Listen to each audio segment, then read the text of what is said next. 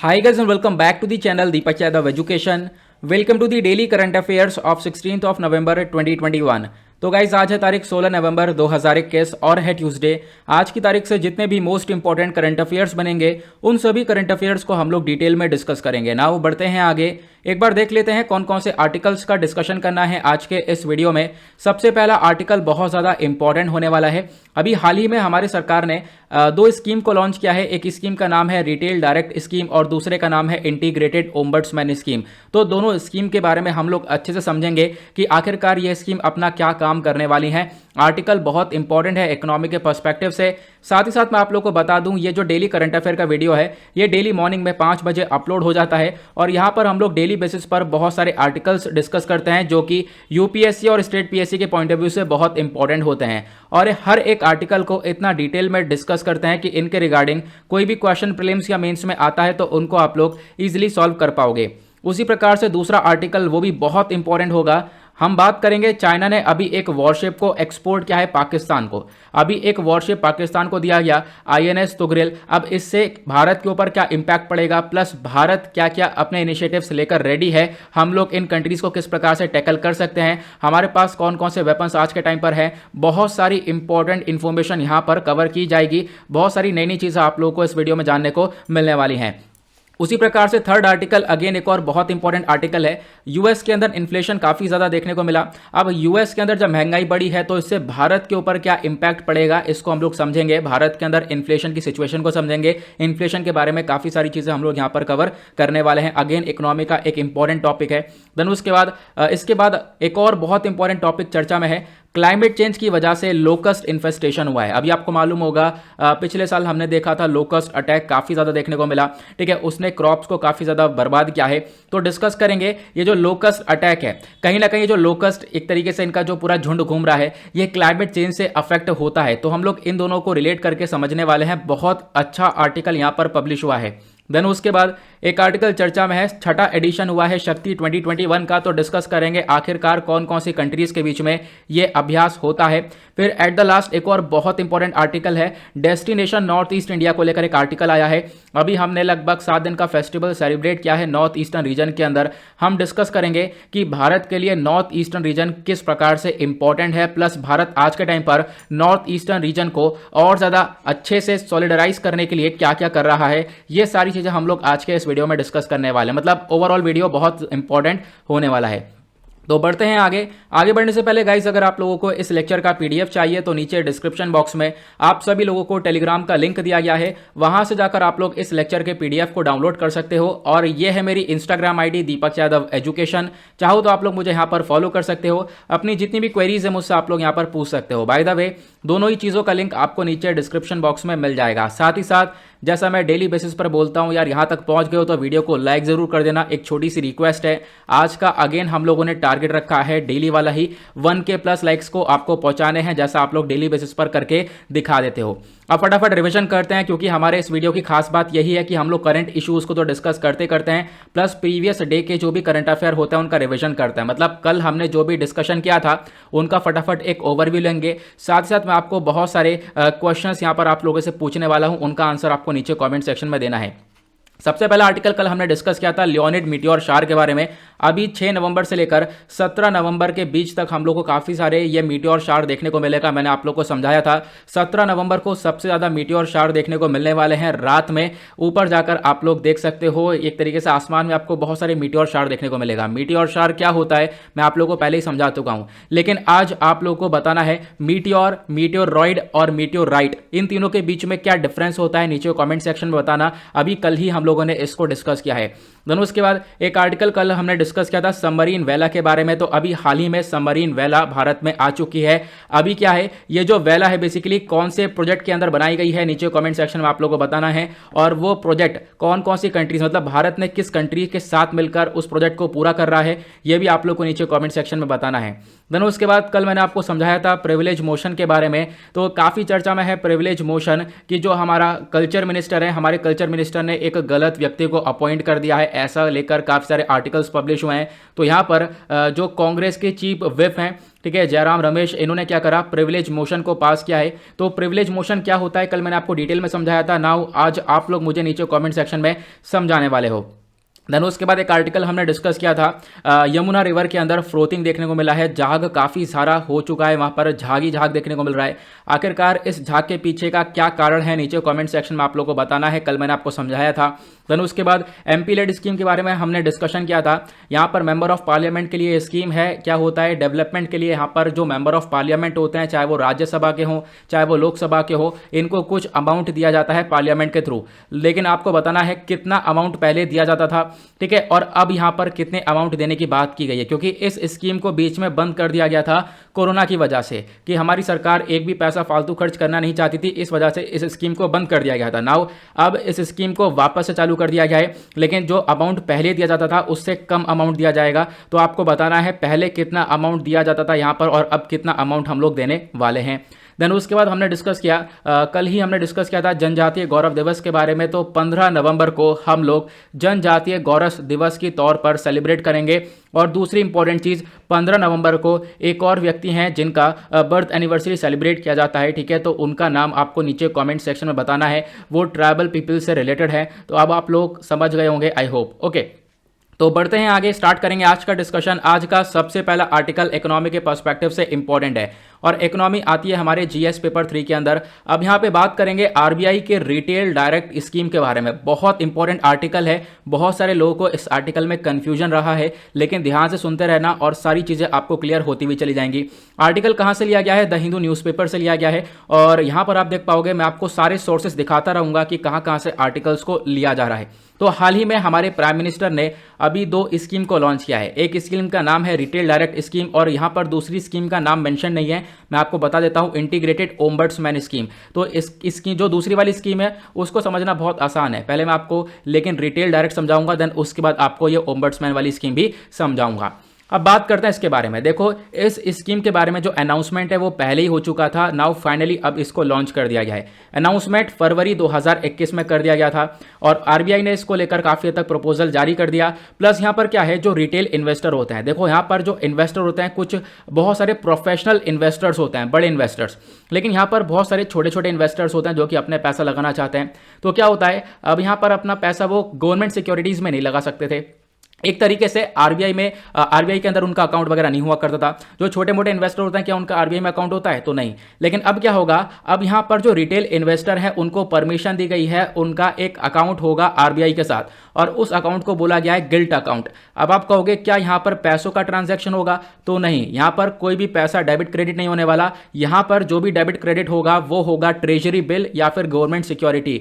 Government यहां पर security देगी उस व्यक्ति को जिस व्यक्ति ने यहां पर पैसा दिया सरकार को। आप क्या करोगे, सरकार को पैसा दोगे, ठीक है, उसके बदले में गवर्नमेंट आपको सिक्योरिटी देगी। तो जो गवर्नमेंट सिक्योरिटी है उसका यहां पर ट्रेड होगा, उसका यहां पर डेबिट क्रेडिट देखने को मिलेगा।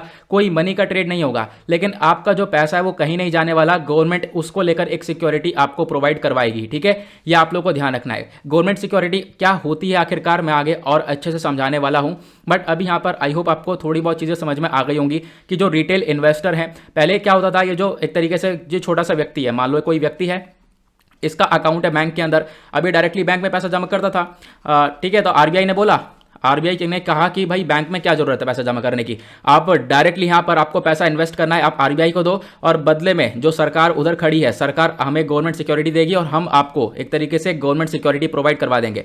तो आप पैसा दो, हमें पैसा इन्वेस्ट करो और साथ ही साथ आपको एक गवर्नमेंट सिक्योरिटी मिल जाएगी। ये यहां पर इस स्कीम के अंदर है। तो गवर्नमेंट सिक्योरिटी जैसी आपको मिलेगी तो आपका पैसा कहीं से कहीं तक नहीं जाने वाला, आपका पैसा बिल्कुल सेफ है। तो इसके अंदर ये चीजें लाई गई हैं। तो मतलब एक आम आदमी, एक रिटेल इन्वेस्टर, आप रिटेल आप कह सकते हो, छोटा सा जो इन्वेस्टर है वो डायरेक्टली आरबीआई के साथ लिंक हो सकता है बाय द गिल्ट अकाउंट। और गिल्ट अकाउंट क्या होता है मैंने अभी आप लोग को यहां पर समझाया है। जो रिटेल इन्वेस्टर होता है वो नॉन प्रोफेशनल इन्वेस्टर होगा, कुछ खास यहां पर इन्वेस्टिंग के बारे में ज्यादा पता नहीं है, लेकिन हम लोग क्या कर सकते हैं, अब गवर्नमेंट सिक्योरिटीज को परचेज कर सकते हैं, बाय और सेल दोनों कर सकते हैं। तो ये एक बेनिफिट मिलने वाला है छोटे इन्वेस्टर्स को। तो छोटे इन्वेस्टर्स के लिए ये फायदेमंद स्कीम यहां पर लाई गई है।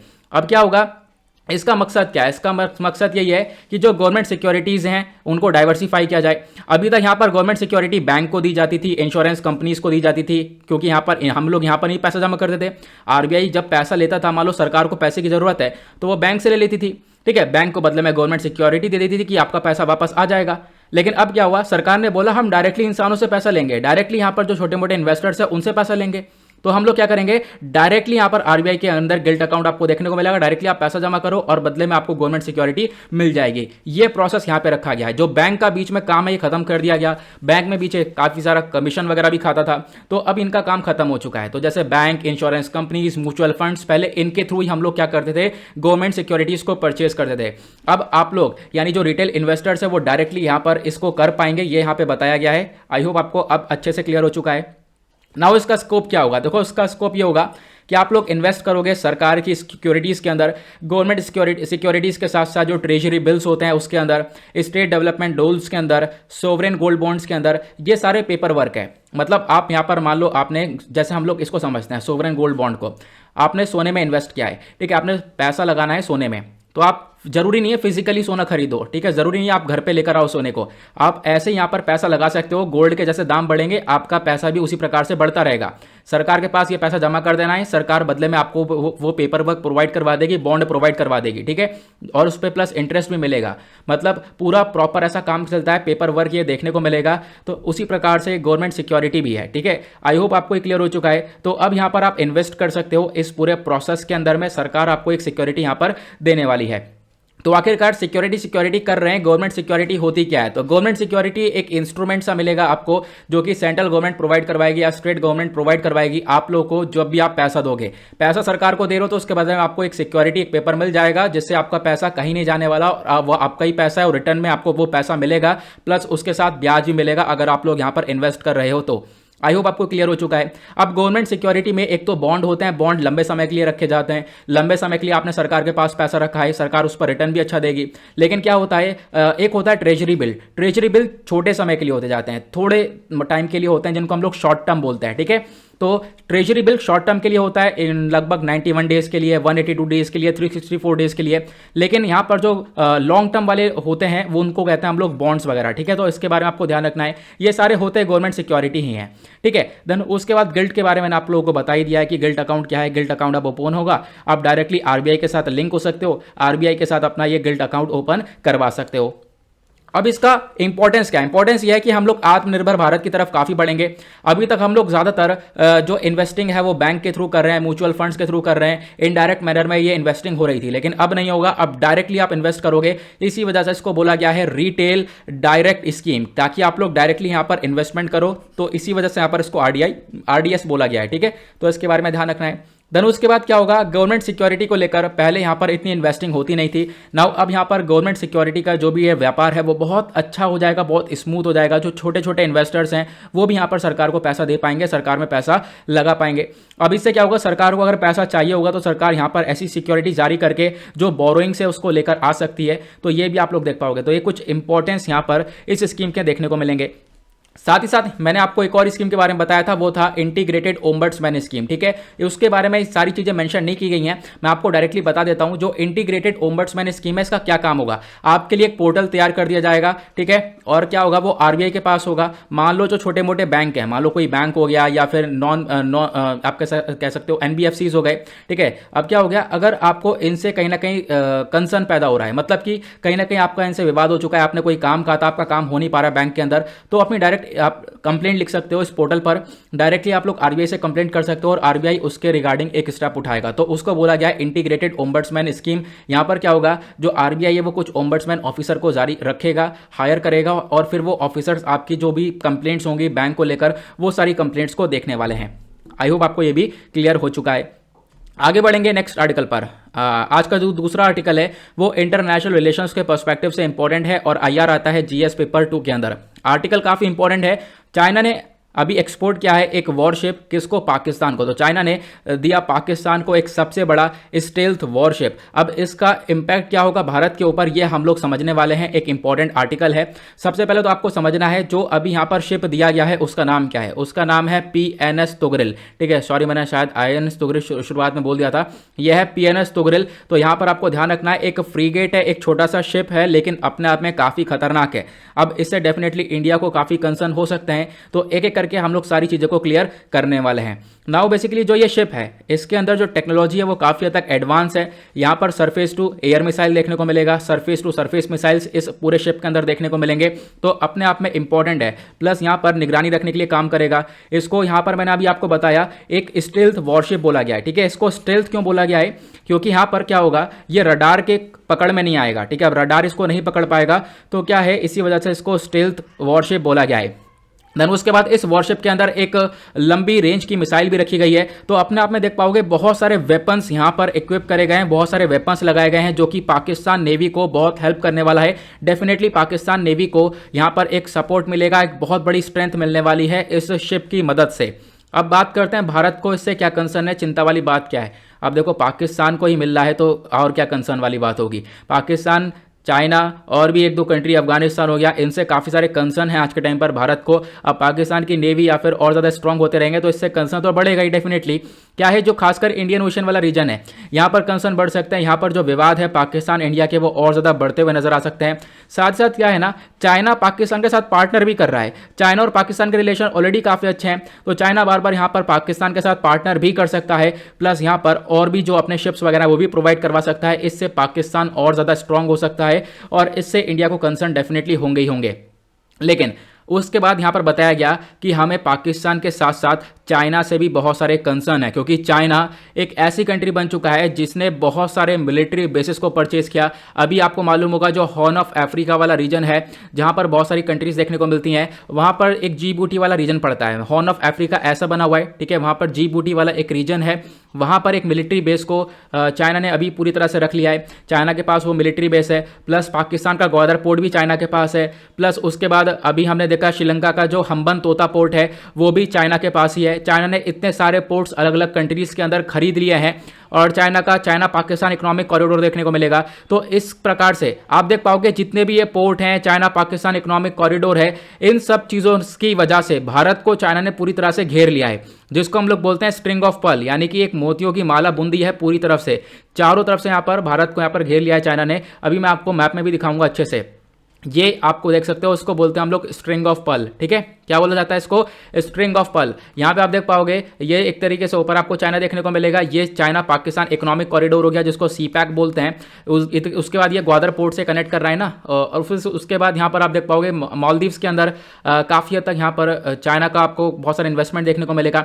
देन श्रीलंका के अंदर हम्बनतोता पोर्ट है। देन उसके बाद यहाँ पर म्यांमार में आपको देखने को मिलेगा। ठीक है, काफ़ी कुछ यहाँ पर इन्होंने डेवलप किया है। तो ये इस प्रकार से यहाँ पर इन्होंने पूरी की पूरी एक माला बुसी बुंदी है और इंडिया को चारों तरफ से घेर लिया है। तो पाकिस्तान के अलावा इंडिया को भी काफ़ी सारे कंसर्न हैं चाइना की तरफ से, ये आप लोग देख पाओगे। और आज के टाइम पर चाइना ऑलरेडी काफ़ी सपोर्ट करता हुआ नजर आ रहा है पाकिस्तान को। ठीक है, तो दोनों कंट्रीज अपने आप में एकजुट हो चुकी हैं काफ़ी लंबे समय से, तो ये अपने आप में कंसर्न है इंडिया के लिए, ये आप देख पाओगे।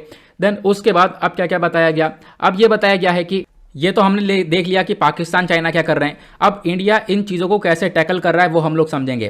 तो सबसे पहली बात, भारत ने अपने दूसरी कंट्रीज़ के साथ रिलेशन को अच्छा करना शुरू कर दिया है और हम देख पाएंगे आज के टाइम पर फ्रांस के साथ, रशिया के साथ, यूएसए के साथ जो डिफेंस रिलेशन है वो हमारे काफ़ी अच्छे हो चुके हैं। इस वजह से जो एंगेजमेंट है वो हमने इंडियन ओशन रीजन से बाहर रखा है। आज के टाइम पर भारत अपने कॉपरेशन को फ्रांस के साथ बहुत अच्छा कर रहा है, यूएस के साथ बहुत अच्छा कर रहा है, ताकि अगर कोई कंसर्न क्रिएट होता है तो ये कंट्रीज़ हम लोग को आके सपोर्ट करें। और इंडिया को आज के टाइम पर एक्सेस भी मिल चुका है। हम लोगों को यूएस का जो बेस है एक तरीके से डिएगो गार्सिया करके, डिएगो गार्सिया में एक बेस है, वहां पर हम लोग को पूरी तरह से एक एक्सेस मिल चुका है। फ्रांस का एक बेस है रीयूनियन आइलैंड पर, वहां पे हम लोग को एक पूरा एक्सेस मिल चुका है, हम लोग उसको यूज कर सकते हैं। तो आप देख पाओगे अलग अलग कंट्रीज से हम लोगों ने रिलेशंस को डेवलप करना चालू कर दिया है, जो कि काफ़ी ज़रूरी भी था। उसके बाद एक दूसरा सॉल्यूशन यह है कि क्वाड्रिलेटरल डायलॉग। आपको मालूम होगा क्वाड ग्रुप को बनाया गया है। क्वाड के अंदर 4 कंट्रीज है, इंडिया, यूएसए, जापान, ऑस्ट्रेलिया। ये 4 कंट्रीज मिलकर किसके ऊपर फोकस रख रही है? इंडियन ओशन रीजन के ऊपर। और इंडियन ओशन रीजन, ये वाला जो रीजन है खासकर, इसके ऊपर ही मेन फोकस रखा जा रहा है और यहीं पर कंसर्न है दोनों कंट्रीज का। और भारत भी यहाँ पर लगातार काम कर रहा है। भारत ने एक काम क्या करा, बहुत सारी कंट्रीज के साथ, जो वेस्टर्न कंट्रीज है उनके साथ रिलेशंस को अच्छा करा। उसके बाद आज के टाइम पर एक क्वाड ग्रुप भी है। क्वाड ग्रुप भी इंडियन ओशन रीजन को प्रोटेक्ट करने में मदद करेगा। उसके बाद आज के टाइम पर हम लोग बहुत सारे अभ्यास कर रहे हैं अलग अलग कंट्रीज के साथ, जैसे कि मालाबार नेवल एक्सरसाइज होती है, ये क्वाड कंट्रीज के बीच में होती है। उसके बाद एक और मल्टीलेटरल नेवल एक्सरसाइज हुई थी साल 2018 में, जिसको मिलन बोलते हैं। उसी प्रकार से और भी बहुत सारी एक्सरसाइजेज है हमारी, जो कि हम लोग इंडियन ओशन रीजन के अंदर, इंडो पैसिफिक रीजन के अंदर कंडक्ट करते हैं, जिससे कि यहाँ पर इंडिया को एक सपोर्ट मिलता है। फिर उसके बाद बात करते हैं नेवल शिप की, तो भारत के पास ही बहुत सारे शिप हैं। हमने अभी देखा कि पाकिस्तान को चाइना ने एक शिप प्रोवाइड किया है, कोई बात नहीं। अगर हम बात करें भारत की, तो भारत की जो स्ट्रेंथ है वो और भी ज़्यादा है। भारत के पास अगर नेवल शिप की बात करें तो अपने आप में एक बहुत बड़ा कैरियर है, जिसका नाम है INS विक्रमादित्य है। उसके बाद आज के टाइम पर दूसरे कैरियर के ऊपर काम चल रहा है और आप कह सकते हो इसका जो सी ट्रायल है वो भी सक्सेसफुली हो चुका है। दूसरा कौन सा हमारे पास एक एयरक्राफ्ट कैरियर है, उसका नाम है INS विक्रांत, ये आप लोग को पता होना चाहिए, ठीक है। फिर उसके बाद भारत के पास आज के टाइम पर बहुत सारी सबमरीन्स हैं, न्यूक्लियर सबमरीन भी हैं हमारे पास, और साथ ही साथ नॉन न्यूक्लियर सबमरीन्स भी हैं। अगर बात करें यहाँ पर आप देख पाओगे न्यूक्लियर सबमरीन की बात करें तो हमारे पास INS अरिहंत, हमने खुद बनाया है इस न्यूक्लियर सबमरीन को, अपना पे बहुत पावरफुल है। फिर उसका अगर हम बात करें एक दूसरी सबमरीन के ऊपर कंस्ट्रक्शन चल रहा है जिसका नाम है अरिहंत, ठीक है। अरिहंत जो क्लास सेकंड सबमरीन है, इसको 2024 तक हम तैयार करेंगे। एक हमारे पास न्यूक्लियर सबमरीन थी INS चक्रा, इसको रशिया से हम लोगों ने किराए पर लिया था। फिर उसके बाद यहाँ पर कुछ और भी प्रोजेक्ट्स लगातार डेवलपमेंट में चल रहे हैं, जैसे कि आप देख पाओगे कि हम लोग मतलब कि बहुत सारे प्रोजेक्ट्स के ऊपर आज के टाइम पर काम कर रहे हैं, ताकि हम लोग जो अपना डिफेंस सेक्टर है उसको और ज़्यादा मजबूत कर सकें, ठीक है। ये चीज़ हम लोगों ने देखी है। ये तो मैंने आपको बताया न्यूक्लियर सबमरीन के बारे में। उसके बाद यहाँ पर कुछ सबमरीन है जिसको हम लोग बोलते हैं नॉन न्यूक्लियर सबमरीन। यहाँ पर न्यूक्लियर पावर नहीं लगती है, एक तरीके से आप कह सकते हो। मैं आपको डिफरेंस समझाता हूँ। देखो, एक कन्वेंशनल सबमरीन होती है और न्यूक्लियर सबमरीन होती है। न्यूक्लियर सबमरीन में क्या होता है, यहाँ पर न्यूक्लियर पावर प्लांट का इस्तेमाल किया जाता है। न्यूक्लियर पावर से इलेक्ट्रिसिटी को जनरेट किया जाता है और उस इलेक्ट्रिसिटी की मदद से जो सबमरीन होती है वो लंबे समय तक पानी में रह सकती है। लेकिन जो कन्वेंशनल सबमरीन होती है वो लंबे समय तक पानी में नहीं रह पाती है, क्योंकि ये डीजल इलेक्ट्रिक सबमरीन होती है, डीजल की मदद से चलती है। आज के टाइम पर जो नॉन न्यूक्लियर सबमरीन है वो भारत के पास बहुत सारी हैं। देख पाओगे आप, कलवरी क्लास की सबमरीन्स हैं। कलवरी क्लास वाली जितनी भी सबमरीन्स है वो फ्रांस के थ्रू हम लोगों ने ली हैं। उसके बाद जो सिंधु कोश क्लास वाली सबमरीन है वो हमने रशिया से ली है। शिशुमार क्लास वाली जो सबमरीन है वो हमने जर्मनी की मदद से ली है। तो आप लोग यहाँ पर ये देख पाओगे तो भारत के पास यहाँ पर कमी नहीं है। भारत के पास भी जो डिफेंस स्ट्रक्चर है वो काफ़ी अच्छा है। जैसे मैंने आपको बताया एयरक्राफ्ट कैरियर की, एयरक्राफ्ट कैरियर बड़ा सा ही आपको विमान देखने को मिलेगा यहाँ पर, सॉरी बड़ा सा यहाँ पे आपको जहाज देखने को मिलेगा। इसके ऊपर आप लोग बड़े बड़े एयरक्राफ्ट रखकर इस कैरी कर सकते हो, इस वजह से इसको एयरक्राफ्ट कैरियर बोला जाता है। बहुत बड़े साइज में होता है। यहाँ पे आप देख पाओगे ये INS विक्रमादित्य है, ये वाला एयरक्राफ्ट भारत के पास ऑलरेडी है, ठीक है। इसकी जो लेंथ है ना, लेंथ अपने आप में 284 मीटर की है। हाइट इसकी 60 मीटर की है, लगभग 20 मंजिल के बराबर यहाँ पर इसकी पूरी की पूरी हाइट है, ठीक है। डिस्प्लेसमेंट की बात करें, जो इसका वजन है लगभग 44,570 टन का इसका डिस्प्लेसमेंट वजन देखने को मिलता है। और अपने आप में बहुत सारे इसके अंदर लगभग आप कह सकते हो वेपन्स वगैरह भी देखने को मिलेंगे। लगभग 34 एयरक्राफ्ट्स को अपने ऊपर रख सकता है। तो भारत के पास ही बहुत सारी चीज़ें ऑलरेडी देखने को मिलेंगी। और फिर हमने अभी तो ये देखा कि INS विक्रमादित्य ये तैयार है, भारत के पास ऑलरेडी बहुत पहले से है। उसके बाद जो दूसरा एयरक्राफ्ट कैरियर है INS विक्रांत, इसका भी हमने अभी सी ट्रायल सक्सेसफुली कंप्लीट किया है। इसके बारे में हाल ही में न्यूज़ आई थी और हमने इसको कवर भी किया था। तो हमारे पास एक और एयरक्राफ्ट कैरियर आ चुका है। तो आप देख पाओगे भारत के पास यहाँ पर कमी नहीं है। तो भारत भी अपने आप काफ़ी काम कर रहा है। हम लोग इन कंट्रीज़ को टैकल कर पाएंगे आराम से, ठीक है। फिर उसके बाद ये मैंने आपको सबमरीन्स के बारे में सारी इन्फॉर्मेशन कल भी बताई थी, ये भी मैंने आज सारी चीज़ें लगा दी हैं, इसको भी आप लोग एक बार देख सकते हो। और उसके बाद अगर हम बात करें इंडियन ओशन रीजन में, जो ये पूरा इंडियन ओशन रीजन है, यहाँ पर भारत का और क्या क्या रोल है, तो भारत के जो रिलेशन है दूसरी कंट्रीज़ के साथ वो बहुत अच्छे हैं। अगर आप देख पा रहे हो चाइना पाकिस्तान एक हो जाएंगे तब भी यहाँ पर भारत की तरफ से भी बहुत सारी कंट्रीज़ आपको देखने को मिलेंगी। ईरान के अंदर चाबार पोर्ट है, UAE के साथ ऑयल रिजर्व्स को लेकर कॉपरेशन बहुत अच्छे हैं। ओमान के साथ आप देख पाओगे रिलेशन पोर्ट को लेकर काफ़ी अच्छे हैं। सीचिल्स के साथ बहुत सारे रिलेशन हमारे अच्छे हैं। मॉरिशस के साथ हमारा नेवल कम्युनिकेशन काफ़ी बढ़िया है। मडागास्कर के साथ हमारा नेवल कम्युनिकेशन देखने को मिलेगा। रीयूनियन आइलैंड के अंदर मतलब कि फ्रांस में जो फ्रांस का जो ये रीयूनियन आइलैंड है, यहाँ पर एक बेस है, उसमें भारत को परमिशन दी गई है। उसी प्रकार से आप देख पाओगे जो डिएगो गार्शिया करके आइलैंड है US का, यहाँ पर भी एक बेस है, वहाँ पर भी भारत को परमिशन दी गई है। मालदीव्स के लेकर रिलेशन काफ़ी अच्छे हैं। आप देख पाओगे इन सारी कंट्रीज़ में आप देख पा रहे होंगे, इनमें से बहुत सारी कंट्रीज़ तो ऐसी हैं जिनके साथ भारत बहुत सारे अभ्यास अभ्यास हर साल कंडक्ट करवाता है, ठीक है, हर साल अभ्यास होते हैं, दोनों कंट्रीज मिलकर काफी सारे एक्सरसाइज को कंडक्ट करवाती हैं। तो अपने आप में आप देख पाओगे जो आसपास की कंट्रीज है वो भारत की काफी अच्छी नेबरिंग कंट्रीज देखने को मिलेंगी। हालांकि यहाँ पर ये जो ऊपर वाली बॉर्डर शेयर कर रही है ये काफी अच्छी नहीं है, लेकिन जो बाकी कंट्रीज आप देख पाओगे ये सारी कंट्रीज काफी हद तक हेल्पफुल हैं हमारे लिए। तो आज के टाइम पर भारत का भी स्ट्रांग है, ऐसा भी हम लोग यहाँ पर देख पाएंगे। हम लोग को दोनों चीजें कवर करनी होंगी। ओके, नाउ अब बढ़ते हैं नेक्स्ट आर्टिकल पर। नेक्स्ट आर्टिकल भी हमारे इकोनॉमी के पर्सपेक्टिव से इंपॉर्टेंट है और इकोनॉमी आता है जीएस पेपर 3 के अंदर। यहाँ पे बात की गई है यूएस इन्फ्लेशन को लेकर। तो यूएस के अंदर अमेरिका में जो महंगाई है वो काफ़ी बड़ी और उसकी वजह से भारत के ऊपर क्या इंपैक्ट पड़ सकता है इसको हम लोग समझेंगे। तो आर्टिकल इंडियन एक्सप्रेस का है, ये आप लोग देख पा रहे होंगे। अभी पिछले कुछ दिनों में जो रिटेल इन्फ्लेशन है यूएस के अंदर वो 6.2% क्रॉस कर गया है, ठीक है। और पिछले 30 सालों में यहाँ पर आप कह सकते हो इतना लंबा महंगाई देखने को नहीं मिली है। अब इससे दुनिया भर में इंपैक्ट पड़ सकता है, भारत में इंपैक्ट पड़ सकता है। हम लोग डिस्कस करेंगे कि भारत के अंदर क्या इंपैक्ट पड़ेगा। अब इन्फ्लेशन आखिरकार होता क्या है, इन्फ्लेशन का मतलब क्या होता है, rise in the prices of goods and services. Simple सा यहाँ पर डेफिनेशन है इसकी, यानी कि जो गुड्स एंड सर्विसेज हैं उनके दाम बढ़ जाना, उसको हम लोग इन्फ्लेशन बोलते हैं। और इसको पिछले साल से कंपेयर करेंगे कि पिछले साल ये प्रोडक्ट कितने का था, इस साल कितने का है, तो जितने से बड़ा है उतने % से इन्फ्लेशन और ज़्यादा देखने को मिल जाएगा, महंगाई बढ़ जाएगी। अगर हम बात करें भारत के अंदर, तो भारत में जो इन्फ्लेशन है उसको कैसे मेजर करते हैं, हम लोग दो चीज़ों को देखकर भारत के अंदर इन्फ्लेशन को मापते हैं। एक है WPI होलसेल प्राइस इंडेक्स, थोक के लेवल पर यहाँ पर क्या दाम चल रहे हैं, दाम बढ़ रहे हैं या घट रहे हैं, ठीक है, उसको लेकर इन्फ्लेशन एक मेजर किया जाता है। होलसेल प्राइस इंडेक्स के बाद एक होता है कंज्यूमर प्राइस इंडेक्स, ठीक है, CPI, जो कंज्यूमर लेवल पर यहाँ पर बहुत सारे प्रोडक्ट्स होते हैं उनके जो प्राइसेस हैं, ठीक है, वो बढ़ रहे हैं या घट रहे हैं, उनको मेजर किया जाता है। तो इन दो बेसिस पर भारत के अंदर इन्फ्लेशन को मेजर किया जाता है। आज के टाइम पर जो भारत के अंदर इन्फ्लेशन होता है, महंगाई होती है, वो 4+-2 होती है। मतलब कि यहाँ पर आप देख पाओगे, इसको समझना, 4+-2 होती है। मतलब कि भारत के अंदर जो महंगाई है वो कम से कम 2% हो और ज़्यादा से ज़्यादा 6% हो। इन दोनों से 6% से ऊपर हो जाएगी तो मतलब महंगाई काफ़ी हद मतलब क्रॉस कर चुकी है, ठीक है। और यहाँ पर महंगाई कम भी नहीं हो जाए, बिल्कुल डाउन भी नहीं होना चाहिए। अब इन दोनों के बीच में यहाँ पर ये रहना चाहिए। इस वजह से भारत का टारगेट ये रहता है 4+-2 का। इसके बारे में आपको ध्यान रखना है। नाउ अब महंगाई का लोगों के ऊपर क्या इंपैक्ट पड़ता है, देखो लोगों के ऊपर ज़्यादा इंपैक्ट नहीं पड़ता है, लेकिन गरीब लोगों के ऊपर, पुअर पीपल्स के ऊपर बहुत इंपैक्ट पड़ता है, जिनके पास पहले से मनी नहीं है, ठीक है। अगर प्राइसेस बढ़ रहे हैं, उनके पास पहले से मनी नहीं है, तो बताओ यहाँ पर क्या उनका हाल होगा। आज के टाइम पर जो मजदूर आदमी है, रोज कमा रहे हैं, खा रहे हैं, ठीक है, अगर उन चीज़ों में भी प्राइस बढ़ जाएगा तो सबसे ज़्यादा हर्ट उन्हें होता है। हालांकि थोड़ा बहुत इन्फ्लेशन होना ज़रूरी होता है हमारे इकोनॉमी को चलाने के लिए, लेकिन फिर भी यहाँ पर आप देख पाओगे ज़्यादा इन्फ्लेशन काफ़ी खतरनाक बन जाता है, खासकर गरीब लोगों के लिए। अब डिस्कस करते हैं यहाँ पर आज के टाइम पर यूएस के अंदर ये जो महंगाई है क्यों बढ़ी है। यूएस के अंदर जो फेडरल रिजर्व है ना, यूएस का सेंट्रल बैंक है, जैसे भारत के अंदर सेंट्रल बैंक है आरबीआई, वैसे यूएस के अंदर है फेडरल रिजर्व, ठीक है। अब क्या इन्होंने यहाँ पर टारगेट रखा था कि हमारी जो इन्फ्लेशन है वो 2% तक जाएगी, लेकिन क्या हुआ, वो 6.2% तक पहुंची है। तो अपने आप में काफ़ी भारी भरकम या महंगाई लगी है। प्लस उसके बाद यूएस के अंदर आज के टाइम पर डिमांड और सप्लाई का जो स्ट्रक्चर है वो पूरा गड़बड़ा गया है। मतलब डिमांड और सप्लाई में दोनों में काफ़ी बड़ा मिसमैच हो चुका है।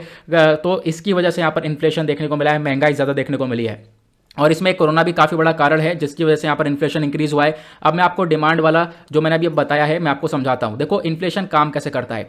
देखो जो महंगाई होती है वो एक प्रकार से कैसे बढ़ती है, जब यहाँ पर डिमांड ज़्यादा हो जाए, जब डिमांड गुड्स एंड सर्विसेज की बहुत ज़्यादा हो जाए, सप्लाई है नहीं, ठीक है। अब जब सप्लाई है नहीं, डिमांड बहुत ज़्यादा है, लोग खरीदने के लिए तैयार है, तो क्या होगा, दाम बढ़ा दिए जाएंगे, इन्फ्लेशन हो गया। उसी प्रकार से एक होता है कॉस्ट पुश इन्फ्लेशन। यहाँ पर क्या होता है, जो प्रोडक्शन कॉस्ट है वो बढ़ जाती है, ठीक है। अब प्रोडक्शन कॉस्ट बढ़ जाती है मतलब जब आप गुड्स को प्रोड्यूस कर रहे हो, पहले आप लोग 2 रुपये का बना रहे थे, अब आपने 3 रुपये का बनाया। पहले आप 2 रुपये का बनाकर 3 रुपये में बेच रहे थे, अब आपने 3 रुपये का बनाया तो उसको 4 में तो बेचोगे, ठीक है। अब जो प्रोडक्शन के अंदर कॉस्ट बढ़ जाती है तो उसकी वजह से भी क्या होता है, महंगाई बढ़ जाती है। और एक होता है बिल्ट इन इन्फ्लेशन। यहाँ पे क्या होता है, देखो जब यहाँ पर प्राइसेस बढ़ते हैं किसी भी सामान के, तो इसमें क्या होता है, जो मजदूर आदमी होता है वो भी अपनी कंपनी में बोलता है कि भाई हमारी भी जो मजदूरी वगैरह है वो भी बढ़नी चाहिए, ठीक है। तो क्या होगा, अब टाइम के साथ यहाँ पर ये चीज़ें होती रहती हैं, तो इससे क्या होता है, इससे भी जो इन्फ्लेशन है वो लगातार बढ़ती हुई नजर आती है। तो इसके बारे में आई होप आपको क्लियर हो चुका है कि आखिरकार इन्फ्लेशन कैसे वर्क करता है। फिर उसका बाद एक क्वेश्चन आता है कि सर यहाँ पर यूएस में जब इन्फ्लेशन बढ़ा है तो इससे इंडिया के ऊपर क्या इंपैक्ट पड़ेगा। बिल्कुल इंपैक्ट पड़ेगा। जब प्राइसेस बढ़ेंगे यूएस के अंदर तो इससे हम लोगों का जो व्यापार है उसके ऊपर काफ़ी बड़ा इंपैक्ट पड़ने वाला है। आप देख पाओगे इंडिया के अंदर काफ़ी सारी चीज़ें इंपोर्ट करी जा रही हैं, ठीक है, वो भी हम लोग को बहुत ज़्यादा कॉस्टलियर पड़ेंगी, बहुत ज़्यादा महंगी पड़ेंगी। तो सबसे बड़ा तो यही है। फिर उसके बाद यूएस ने यहाँ पर बोल दिया है अपनी सेंट्रल बैंक को कि जितनी भी मॉनेटरी पॉलिसी है, मॉनेटरी पॉलिसी पर जो पहले छूट दी जा रही थी वो अब नहीं दी जाएगी, मॉनेटरी पॉलिसी को और टाइट कर दिया जाएगा। और ज़्यादा ब्याज लिया जाएगा चीज़ों के ऊपर, और ज़्यादा चार्जेस, एक्स्ट्रा चार्जेस लगाए जाएंगे, तो भारत को यहाँ पर नुकसान होता हुआ नजर आएगा, खासकर व्यापार के मामले में। ठीक है, आई होप आपको ये क्लियर हो चुका है। इन्फ्लेशन के बारे में हमने काफ़ी सारी चीज़ें यहाँ पर कवर करी हैं।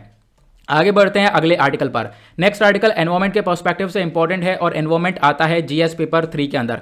यहां पे बात की गई है क्लाइमेट चेंज के बारे में। देखो, क्लाइमेट चेंज और लोकस्ट इन्फेस्टेशन, यहां पर आप देख पाओगे लोकस्ट, ये टिड्डा सा आपको देखने को मिलेगा, इसको लोकस्ट बोला जाता है। ठीक है जो भी है, इसको लोकस्ट बोला जाता है।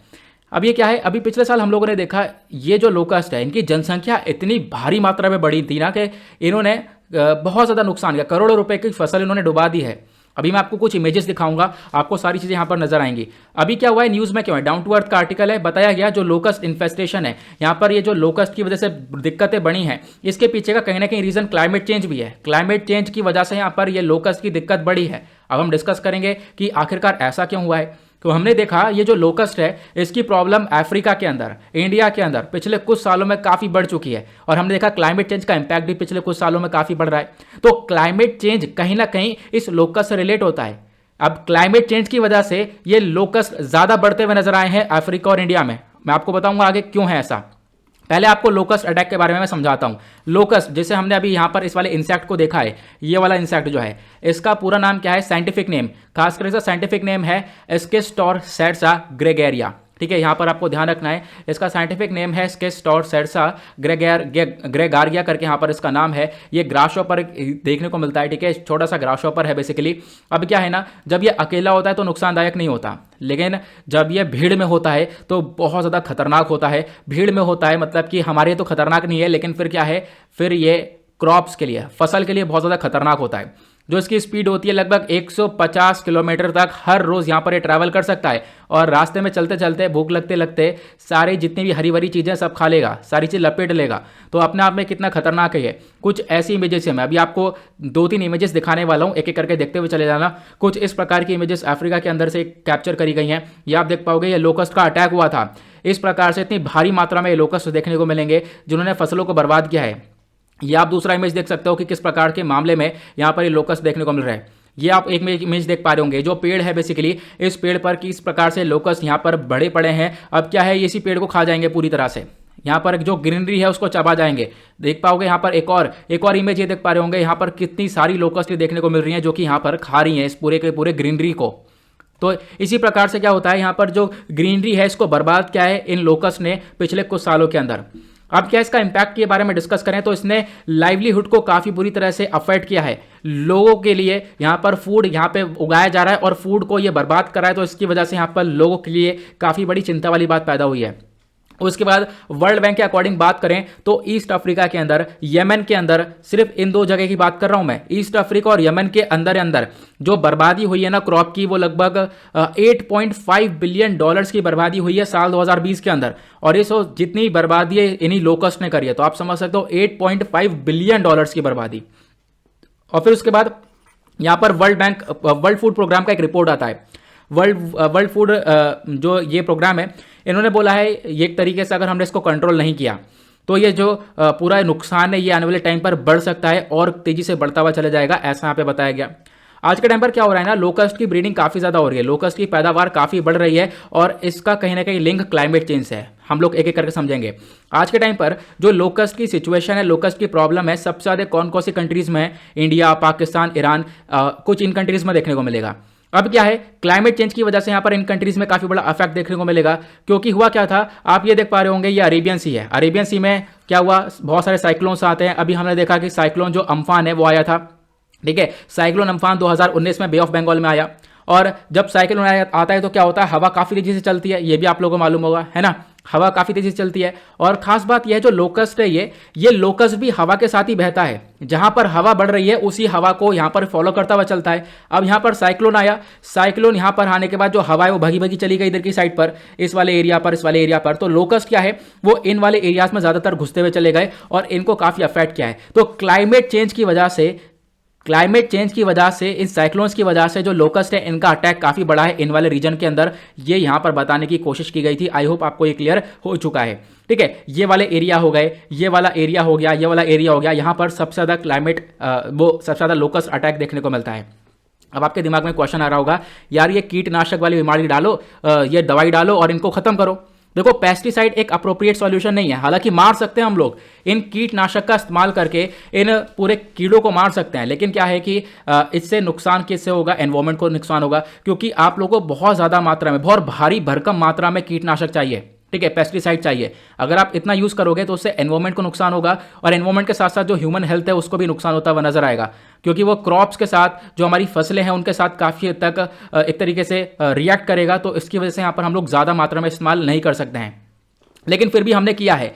अगर हम बात करें फूड एंड एग्रीकल्चर ऑर्गेनाइजेशन की रिपोर्ट के मुताबिक, तो मार्च 2021 की बात है, 1.8 मिलियन लीटर्स जो पेस्टिसाइड है इसको इस्तेमाल किया गया था, ताकि हम लोग ईस्ट अफ्रीका में लोकस्ट को कंट्रोल कर सकें। तो इतना यहां पर इस्तेमाल किया गया था। आप देख पाओगे ये सारी बात की गई है यहां पर, इस एरिया में यहां पर लोकस्ट को कंट्रोल करने के लिए बहुत सारा पेस्टिसाइड का इस्तेमाल किया गया, और बोला जा रहा है आने वाले टाइम पर हम इस पेस्टिसाइड को और भी बढ़ा सकते हैं। लेकिन यहाँ पर इस पेस्टिसाइड के अंदर क्या क्या है? इस पेस्टिसाइड के अंदर है ऑर्गेनोफॉस्फेट, देन उसके बाद मैलाथियन, और फिर उसके बाद यहाँ पर आप देख पाओगे क्लोरीपाइरोफेस, और उसके बाद ऐसी और भी बहुत सारे हाईली टॉक्सिक ये केमिकल्स देखने को मिलेंगे, जो कि ह्यूमंस के लिए काफ़ी खतरनाक हैं, एनिमल्स के लिए काफ़ी खतरनाक हैं। तो अगर हम इसे और भारी मात्रा में इस्तेमाल करेंगे तो इससे प्लांट्स तो बर्बाद होंगे, एनिमल्स भी जान जाएगी, एनिमल्स की भी जान जाएगी, बहुत सारी ह्यूमंस की भी जान जाएगी। तो पेस्टिसाइड एक अप्रोप्रिएट सॉल्यूशन नहीं है, ऐसा यहाँ पर बताया गया है। हमें सॉल्यूशन कोई और यहाँ पर इसको लेकर खोजना होगा। आई होप आपको आर्टिकल अच्छे से क्लियर हो चुका है। नाउ बढ़ेंगे अगले आर्टिकल पर। Next article defence and security के पर्सपेक्टिव से इंपॉर्टेंट है, और डिफेंस सिक्योरिटी आता है जीएस पेपर 3 के अंदर। यहाँ पे बात की गई है छठा एडिशन ऑफ शक्ति 2021। ये एक अभ्यास है, ये एक एक्सरसाइज है। ये न्यूज़ में क्यों है? क्योंकि अभी यहाँ पर इंडिया और फ्रांस के बीच में ये छठा एडिशन हुआ है, मतलब होने वाला है। कंडक्ट होगा कब? नवंबर में। फ्रांस के फ्रेजुस वाले एरिया में इस एक्सरसाइज को कंडक्ट करने वाले हैं। अब इंडिया की साइड से कौन पार्टिसिपेट करेगा? तो इंडिया की साइड से जो गोरखा राइफल्स हैं वो यहाँ पर पार्टिसिपेट करने वाले हैं इस अभ्यास के अंदर। ये आप लोगों को ध्यान रखना है, ये गोरखा राइफल्स हैं, ये पार्टिसिपेट करेंगे। तो अब यहाँ पर जो ये अभ्यास होगा इसमें क्या देखा जाएगा, क्या फोकस रखा जाएगा? तो मेन फोकस ये रखा जाएगा कि किस प्रकार से आतंकवाद को टैकल किया जा सकता है, ये मेन फोकस रखने वाले हैं। साथ ही साथ अब जब दो कंट्रीज के बीच में अभ्यास हो रहा है तो इससे दोनों कंट्रीज का जो कोऑपरेशन है, मिलिट्री कोऑपरेशन है या फिर आर्मी के बीच का कोऑपरेशन है, वो और ज़्यादा बढ़ जाता है।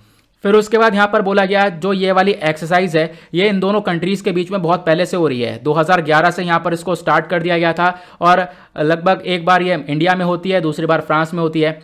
अभी 2019 में ये जो एक्सरसाइज है राजस्थान में हुई थी, ठीक है। अब क्या हो रहा है? अब यहाँ पर आप देख पाओगे ये वाली जो एक्सरसाइज है अब की बार ये फ्रांस के फ्रेजुस वाले एरिया में हो रही है। तो इसके बारे में आप लोग एक आइडिया रख सकते हो। साथ ही साथ जो और भी बहुत सारी डिफेंस एक्सरसाइजेज हैं जो कि इंडिया और फ्रांस के बीच में होती हैं। एक है वरुण नेवल एक्सरसाइज, दूसरी है डेजर्ट नाइट 21 और गरुड़ अली एक्सरसाइज यहाँ पर इसको बोला जाता है, ठीक है। मतलब यहाँ पर air defence exercise, air exercise आपको देखने को मिलेगा, मैं एयर एक्सरसाइज, ठीक है। उसके बाद यहाँ पर शक्ति है, ये आर्मी एक्सरसाइज होती है। तो आप लोग को ध्यान रखना है ये मतलब अलग अलग एक्सरसाइज हैं। वरुण तो है दोनों कंट्रीज के नेवी के बीच में होती है, डेजर्ट नाइट 21 दोनों कंट्रीज के एयर एक्सरसाइज, एयर के बीच में होती है, और उसके बाद शक्ति वाली जो एक्सरसाइज है ये दोनों कंट्रीज के आर्मी के बीच में होती है। तो ये आपको ध्यान रखना है। फ्रांस की लोकेशन में आप लोगों को बता देता हूं, ये आपको फ्रांस नजर आएगा, इसके ऊपर इंग्लिश चैनल है, ठीक है। फ्रांस के आसपास की कंट्रीज आप लोग देख सकते हो, इधर बेल्जियम है, लग्जमबर्ग है, स्विट्जरलैंड है, इटली है, नीचे मेडिटेरेनियन सी है, ऊपर नॉर्थ अटलांटिक ओशन है, नीचे स्पेन है, ठीक है। ये आप लोग को ध्यान देना है। आगे बढ़ते हैं। नाउ कुछ और एक्स्ट्रा पॉइंट्स है जिसके बारे में आपको पता होना चाहिए, और भी बहुत सारी एक्सरसाइज के बारे में आपसे क्वेश्चन बन सकता है। तो देखो, इस एक्सरसाइज के अलावा आज के टाइम पर भारत और भी बहुत सारी कंट्रीज के साथ जॉइंट मिलिट्री एक्सरसाइज को कंडक्ट करता है। जैसे कि जो गगन शक्ति एक्सरसाइज है ये फ्रांस के साथ, सॉरी, ये जो गगन शक्ति एक्सरसाइज है यहाँ पर ये एक इंडियन एयरफोर्स एक तरीके से यहाँ पर एक्सरसाइज आपको ये देखने को मिलेगा। उसके बाद इस पूरे इंडियन ओशन रीजन में एक शोकेस किया जाता है। उसके बाद यहाँ पर कुछ और एक्सरसाइज है। मेन चीज़ जो स्टार्ट है, मेन कंटेंट यहाँ से स्टार्ट है। एक होती है गरुड़ शक्ति एक्सरसाइज, ये एक जॉइंट मिलिट्री अभ्यास है, इंडिया और इंडोनेशिया के बीच में होता है। इंडिया और श्रीलंका के बीच में भी एक मिलिट्री एक्सरसाइज होती है जिसको हम लोग बोलते हैं मित्र शक्ति। इंडिया मलेशिया के बीच में भी एक जॉइंट मिलिट्री एक्सरसाइज होती है जिसको हम लोग बोलते हैं हरिमाऊ शक्ति, ठीक है। तो इसके बारे में आप लोग एक आइडिया रख सकते हो। आगे बढ़ते हैं आज के लास्ट आर्टिकल पर। पॉलिटी एंड गवर्नेंस के पर्सपेक्टिव से इंपॉर्टेंट है, और पॉलिटी एंड गवर्नेंस आता है जीएस पेपर 2 के अंदर। यहाँ पे बात की गई है डेस्टिनेशन नॉर्थ ईस्ट इंडिया को लेकर, पीआईबी का आर्टिकल है।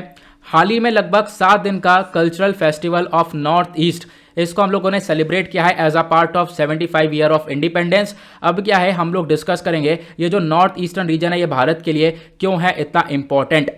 सबसे पहली बात यहां पर आप देख पाओगे, हमने इस पूरे फंक्शन को सेलिब्रेट किया है ताकि क्या कर सकें, नॉर्थ ईस्टर्न रीजन को भारत के साथ और अच्छे से जोड़ सकें, क्योंकि नॉर्थ ईस्टर्न रीजन एक बहुत इंपॉर्टेंट पार्ट है। यहां पर आप देख पाओगे अलग अलग craft, textile, ethnic products, tourism, promotion, इन सब चीज़ों को देखते हुए हम लोगों ने आगे बढ़ाया है।